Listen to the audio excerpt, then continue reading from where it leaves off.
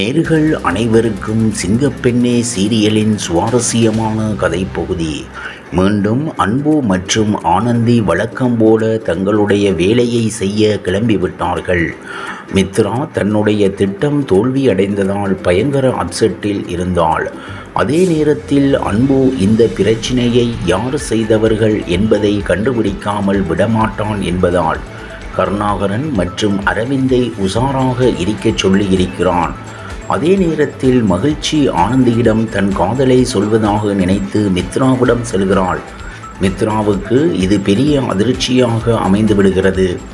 கொஞ்சம் கேப் கிடைத்தாலும் மகேஷ் ஆனந்தியிடம் தன்னுடைய காதலை சொல்லிவிடுவான் என்பது மித்ராவுக்கு உறுதியாக தெரிந்துவிட்டது. அதற்குள் இனி மித்ராவின் ஆட்டம்தான் ஆரம்பிக்கும் என எதிர்பார்த்தால் ரசிகர்கள் எதிர்பார்க்காத திருப்பம் ஒன்று நடந்திருக்கிறது.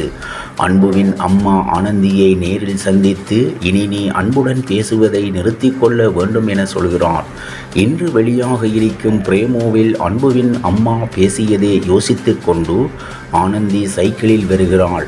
அப்போது நிலை தடுமாறி மயக்கம் போட்டு கீழே விழும் ஆனந்தியை மருத்துவமனைக்கு அழைத்துச் செல்கிறார்கள்.